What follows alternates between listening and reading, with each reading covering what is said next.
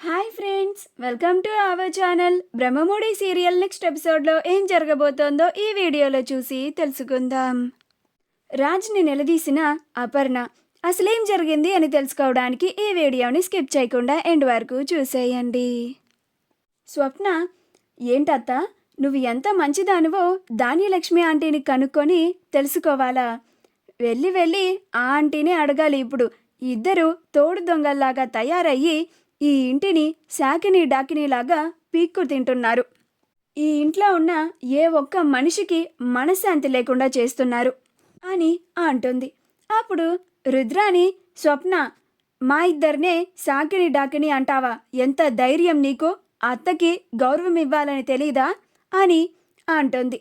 అప్పుడు స్వప్న, నీలాంటి దానికి గౌరవం ఇవ్వకపోయినా పర్వాలేదత్త, అయినా నిన్ను అత్త అని పిలుస్తున్నాను, లేకపోతే ఏమేయ్ ఒసేయ్ అని పిలుస్తాను అంటాను. శాకిని డాకినియే కాదు, రక్త పిశాచి అని కూడా అంటాను.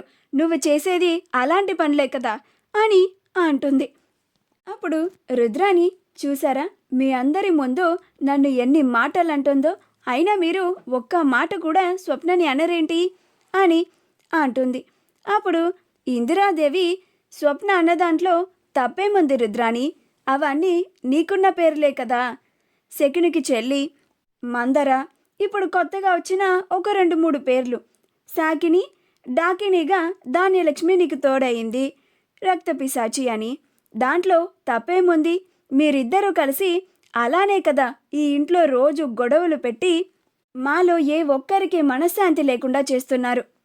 రోజు ఇంట్లో ఏదో ఒక చిచ్చు పెట్టందే ఈ రుద్రానికి కడుపు నిండదు, ఏదో ఒక గొడవ పడందే ఈ ధాన్యలక్ష్మికి కడుపు నిండదు అని అంటుంది. అప్పుడు రుద్రాని, అమ్మా ఏంటమ్మా నువ్వు కూడా మమ్మల్నే అంటున్నావు అని అంటుంది. అప్పుడు అపర్ణ, మరి మిమ్మల్ని కాకుండా ఇంకెవరిని అంటారు? నీ కొడుకుని అంటారా అని అంటుంది. అప్పుడు రుద్రాని, మధ్యలో రాహుల్ ఏం చేశాడు వదినా అని అంటుంది. అప్పుడు స్వప్న, నువ్విలా చిచ్చు పెట్టడానికి ముందు ఏదో పరిశోధన చేసేసినట్లుగా అవన్నీ కనిపెట్టేది నీ కొడుకే కదా అత్త. వాటిని పట్టుకొని నువ్వు ధాన్యలక్ష్మి ఆంటీ దగ్గరికి వెళ్ళి చిచ్చు పెడతావు, ఆంటీని బాగా రెచ్చగొడతావు, ఆంటీ వచ్చి మా దగ్గరికి వచ్చి గొడవ పడతారు. ఇదే కదా రోజు ఇంట్లో జరుగుతుంది. మాకు తెలీదు అనుకుంటున్నావా ఇదంతా నువ్వు నీ కొడుకే చేస్తున్నారని అని అంటుంది.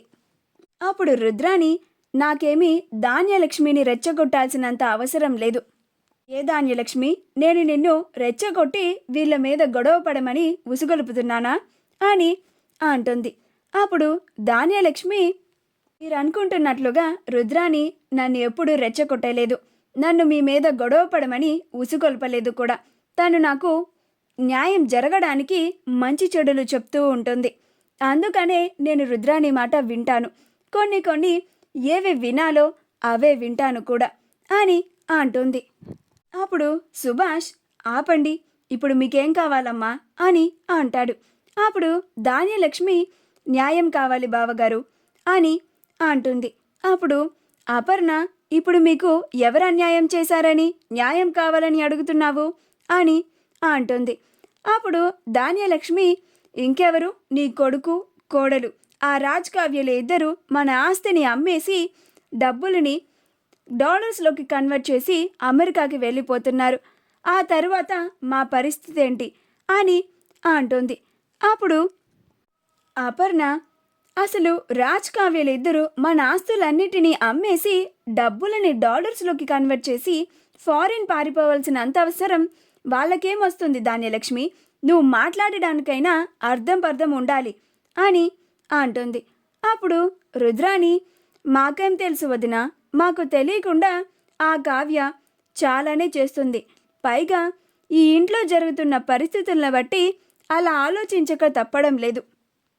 నగలను తాకట్టు పెట్టింది, కార్లను వెనక్కి పంపించేసింది, పైగా అవుట్ హౌస్ని కూడా తాకట్టు పెట్టింది, ఖర్చులకి డబ్బులు ఇవ్వడం లేదు. వీటన్నిటిని బట్టి చూస్తే వాళ్ళ దగ్గర డబ్బులు లేనట్టుగా మాకు అనిపిస్తుంది. అందుకని ఉన్న ఆస్తులన్నిటినీ అమ్మేసి ఆ డబ్బుల్ని డాలర్స్లోకి కన్వర్ట్ చేసి ఇద్దరు చక్కగా ఫారిన్ వెళ్ళిపోయి సెటిల్ అయిపోదాం అనుకుంటున్నారు అని అంటుంది. అప్పుడు అపర్ణ, రుద్రాణి. రాజ్ కావ్యలు ఇద్దరు ఆఫీస్ నుంచి తిరిగి రాగానే నేను వాళ్ళని అడుగుతాను. అప్పటి వరకు ఇంట్లో గొడవ చేయకుండా మౌనంగా ఉండు అని అంటుంది. అప్పుడు రుద్రాణి, లేదు, ఇప్పుడే తేలిపోవాలి. మమ్మల్ని ఇలానే మీరు మాటలు చెప్పి మౌనంగా ఉండేలాగా చేసి పరిస్థితులు మా చేతుల్లోంచి చేజార్చుకునేలాగా చేస్తున్నారు అని అంటోంది. అప్పుడు స్వప్న, అత్త, నీకేమన్నా చెవుడొచ్చిందా? ఆంటీ ఇప్పుడే కదా చెప్పారు, సాయంత్రం వచ్చిన తర్వాత రాజ్ కావ్యాల్ని అడుగుతానన్నారు కదా, అప్పటి వరకు నోరు మూసుకొని ఉండు అని అంటుంది. అప్పుడు రుద్రాణి మూతు ముడుచుకుంటుంది. అలా ధాన్యలక్ష్మి, రుద్రాణి అందరూ రాజ్ కావ్యాల కోసం ఎదురు చూస్తూ ఉంటారు. రాజ్ కావ్యాల ఇద్దరు వాళ్ళ పనులన్నీ పూర్తి చేసుకున్న తర్వాత తిరిగి ఇంటికి వస్తారు. ఇంటికి రాగానే అపర్ణ, నాన్న రాజ్, అమ్మ కావ్య ఇద్దరు రెడీ అయ్యి ఫ్రెష్ అయ్యి రండి, అందరం కలిసి భోజనం చేద్దాం అని అంటుంది. అప్పుడు వాళ్ళిద్దరూ అలాగే అమ్మ, అలాగే అత్తయ్య అని ఇద్దరు ఫ్రెష్ అయ్యి వస్తారు. ఆ తర్వాత అందరూ భోజనం చేయడానికి కూర్చుంటారు.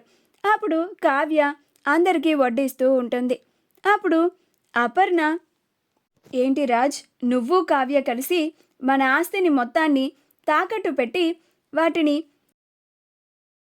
డాలర్స్లో మార్చి ఫారిన్ వెళ్ళిపోతున్నారా అని అంటుంది. అప్పుడు రాజ్, ఏం మాట్లాడుతున్నావు మామ్ అని అంటాడు. అప్పుడు అపర్ణ, ధాన్యలక్ష్మి, రుద్రాణీలు ఇద్దరు కష్టపడి సంపాదించిన ఆస్తిని కూడా నువ్వు అమ్మేసి వాటిని డాలర్స్లోకి మార్చి అమెరికా తీసుకెళ్ళిపోతున్నావంట కదా అని అంటోంది. అప్పుడు కావ్య కూడా అయోమయంగా చూస్తూ ఉంటుంది.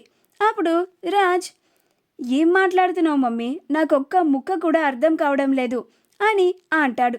అప్పుడు అపర్ణ, నటించకు రాజ్ అని అంటుంది. అప్పుడు రాజ్, నటించడం ఏంటి మమ్మీ అని అంటాడు. అప్పుడు అపర్ణ, నాకు తెలియదనుకుంటున్నావా, నువ్వు కావ్య ఇద్దరూ కలిసి ఆస్తి మొత్తాన్ని తాకట్టు పెట్టి డాలర్స్లోకి మార్చేసి అమెరికా పారిపోదామని చూస్తున్నారు.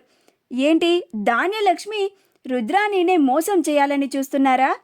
వాళ్ళిద్దరూ రెయ్యింపగళ్ళు కష్టపడి పోగు చేసి దాచిపెట్టుకున్న ఆస్తినే మీరు కొట్టేసి వాటిని డాలర్స్లోకి మార్చి అమెరికా వెళ్ళిపోదామని చూస్తున్నారా?